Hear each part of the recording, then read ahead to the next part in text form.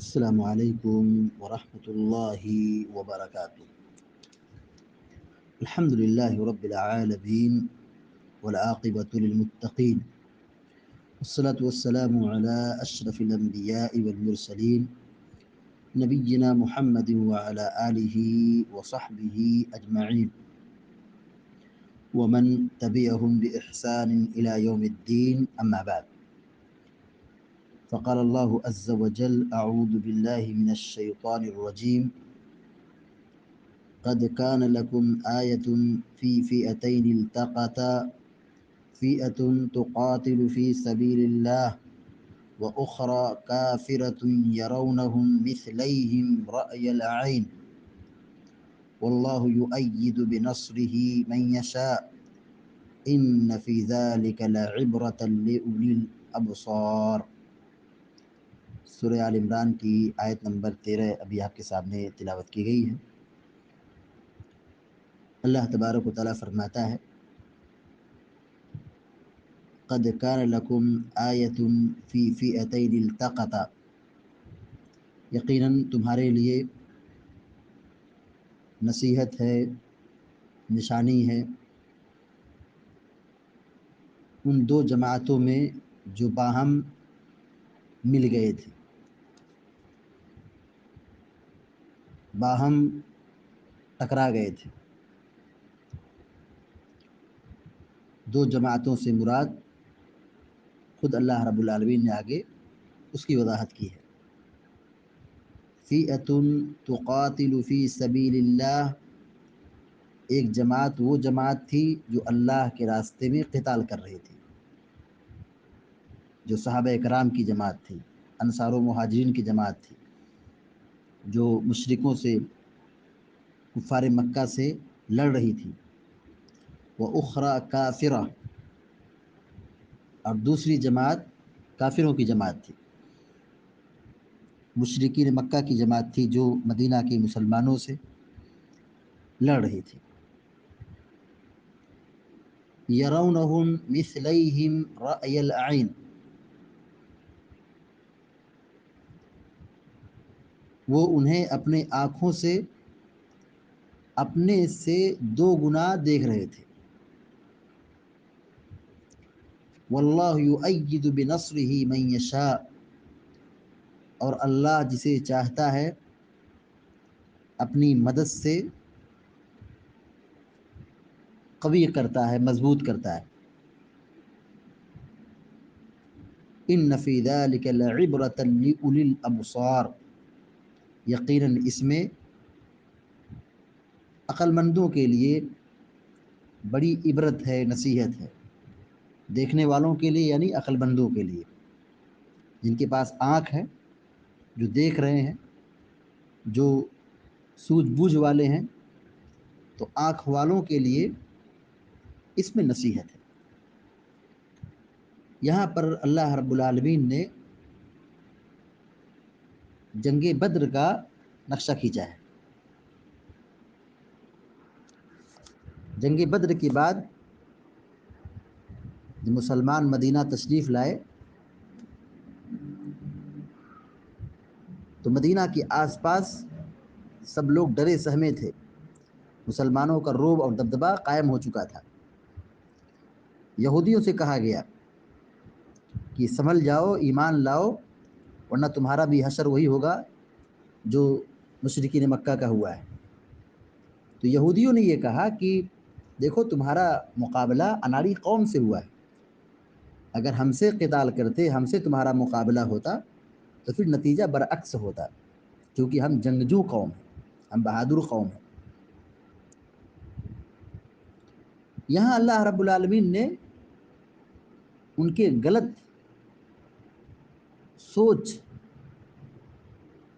اور ان کی جو فکر تھی، اللہ تعالیٰ نے یہاں تردید فرمائی، کہا اس سے عبرت حاصل کرو۔ قد کان لکم آیۃ فی فئتین التقتا، دیکھو تمہارے لیے اس میں نصیحت ہے۔ دو جماعتوں کا آپس میں مٹ بھیڑ ہو گیا آپس میں ملاقات ہو گئی جنگ بدر کے دن، تو اس میں تمہارے لیے عبرت اور نصیحت ہے، بڑی عبرت ہے، بڑی نصیحت ہے۔ عبرت اس میں یہ ہے کہ اللہ رب العالمین نے مسلمانوں کی مدد کی جبکہ وہ بہت معمولی تعداد میں تھے، 313 یا اس کے آس پاس تھے، اور مقابلہ کن سے ہوا تھا؟ کافروں سے ہوا تھا جو اسلحے سے لیس تھے، جنگ کی تیاری کے ساتھ حاضر تھے، ان کی تعداد مسلمانوں کی تعداد سے ڈبل تھی، اور مسلمان نہتے تھے، ہتھیار اور اوزار سے لیس نہیں تھے، صرف 2 گھوڑے تھے، اور مسلمان بغیر کسی تیاری کے میدان میں اترے تھے۔ تو اللہ رب العالمین نے کیسے مسلمانوں کی مدد کی؟ نصیحت ہے اس میں۔ اہل کتاب یہودیوں، سمجھو اس کو، اس میں تمہاری نصیحت ہے۔ فئۃ تقاتل فی سبیل اللہ و اخری کافرہ، ایک جماعت اللہ کے راستے میں جہاد کر رہی تھی، قتال کر رہی تھی، یعنی صحابہ اکرام کی جماعت، اللہ کے رسول صلی اللہ علیہ وسلم اور صحابہ اکرام جو 313 یا اس کے آس پاس کی تعداد میں مقام بدر میں موجود تھے۔ وَأُخْرَى كَافِرَةٌ يَرَوْنَهُمْ مِثْلَيْهِمْ رَأْيَ الْعَيْنِ، اور دوسری جماعت کافروں کی جماعت تھی جو قریش،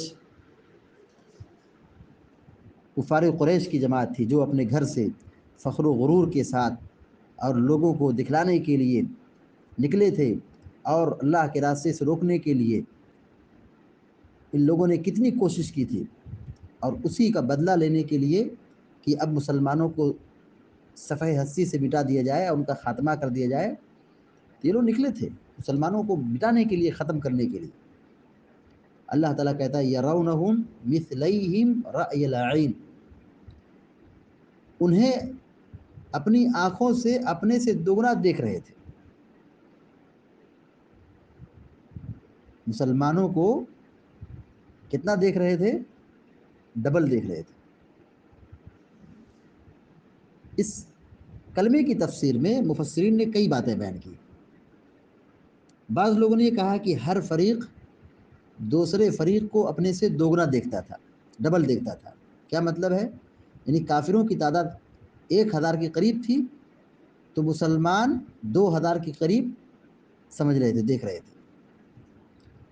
مقصد اس سے ان کے دلوں میں مسلمانوں کی دھاگ بٹھانا تھا، اور مسلمانوں کی تعداد 300 سے کچھ اوپر یا 313 تھی، تو انہیں کافر 600 یا 700 کے درمیان نظر آتے تھے۔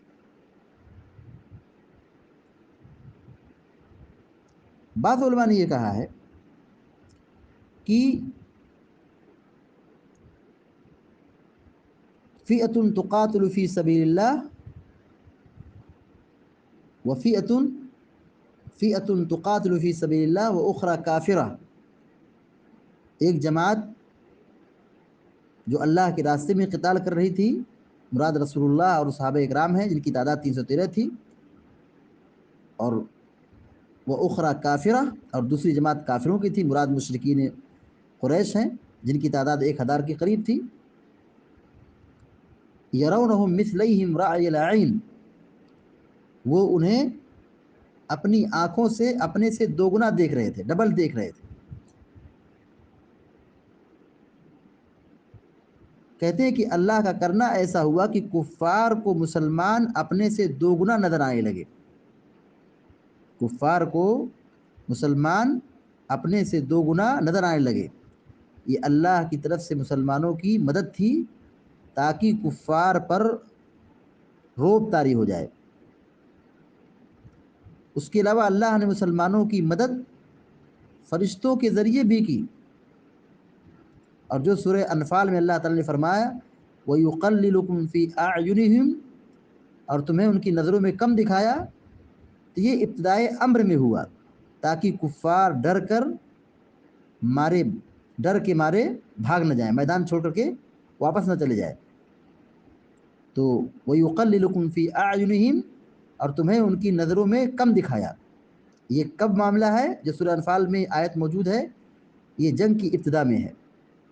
اب جب دونوں فوجیں ٹکرا گئیں تو اللہ نے مسلمانوں کو کافروں کی نظر میں دوگنا کر کے دکھایا، ڈبل کر کے دکھایا، تاکہ کافروں پر رعب طاری ہو جائے، اور اللہ نے جس امر کا فیصلہ کر دیا تھا وہ ہو کر رہا، یعنی کفار قریش کے لوگ مارے گئے اور قیدی بنائے گئے، اور مسلمانوں کو زبردست فتح حاصل ہوئی۔ واللہ یؤید بنصرہ من یشاء۔ ابھی جو بات بتائی گئی ہے اس کو ڈاکٹر لقمان رحمہ اللہ نے اپنی تفسیر میں اس طرح بیان کیا ہے۔ تو یہ اللہ رب العالمین جس کو چاہتا ہے عزت بخشتا ہے، جس کو چاہتا ہے فتح دیتا ہے، جس کو چاہتا ہے شکست دیتا ہے، یہ اللہ تعالیٰ کا قانون ہے۔ واللہ یؤید بنصرہ من یشاء، اللہ تعالیٰ جسے چاہتا ہے اپنی مدد سے مضبوط کرتا ہے، قوی کرتا ہے۔ مسلمانوں کو اللہ نے فتح دی، مسلمانوں کو اللہ نے فتح دی اور کافروں کو ذلیل کیا۔ بڑے بڑے سردار جنگ میں مارے گئے اور 70 سے زائد قیدی بنائے گئے اور اتنا ہی مارے بھی گئے۔ اللہ تعالیٰ کہتا ہے ان فی ذلک لعبرۃ لأولی الابصار، نگاہ والوں کے لیے، آنکھ والوں کے لیے اس میں نصیحت ہے۔ نصیحت ہے، کیا نصیحت ہے؟ نصیحت اس میں یہ ہے کہ طاقت سے جنگ جیتی نہیں جاتی، طاقت سے جنگ جیتی نہیں جاتی، فتح حاصل نہیں کی جاتی۔ گھمنڈ کرنے والوں کو اللہ تعالیٰ نے ذلیل کیا، اور جو اللہ کے لیے قتال کر رہے تھے، اللہ کے دین کی سربلندی کے لیے لڑ رہے تھے، اللہ نے انہیں عزت سے نوازا، فتح سے نوازا، اور ان کا رعب دشمنوں پر، کافروں پر اور مدینہ کے آس پاس کے لوگوں پر بٹھا دیا۔ تو اللہ رب العالمین ہر چیز پر قادر ہے، اللہ تعالیٰ ہر چیز پر قادر ہے۔ تو اللہ رب العالمین جب ہر چیز پر قادر ہے تو ہمیں یہ ایمان اور یقین رکھنا چاہیے کہ حالات جیسے بھی ہوں ہم اللہ رب العالمین کی ذات سے مایوس نہ ہو، ہم اللہ تبارک و تعالیٰ سے حسن ظن رکھیں، اللہ تعالیٰ سے مدد کی امید رکھیں، خیر کی امید رکھیں۔ حالات جیسے بھی ہوں ہمارا ایمان اور توکل مضبوط ہونا چاہیے، کیونکہ اللہ تعالیٰ جب چاہے اپنے مومن بندوں کی مدد کر سکتا ہے، اللہ تعالیٰ ہر چیز پر قادر ہے۔ اللہ تعالیٰ سے دعا ہے کہ اللہ تعالیٰ ہم مسلمانوں کو دنیا و آخرت میں سرخ روی و کامیابی عطا فرمائے، آمین یا رب العالمین۔ وصلی اللہ علی نبینا محمد وعلی آلہ وصحبہ۔ السلام علیکم ورحمۃ اللہ وبرکاتہ۔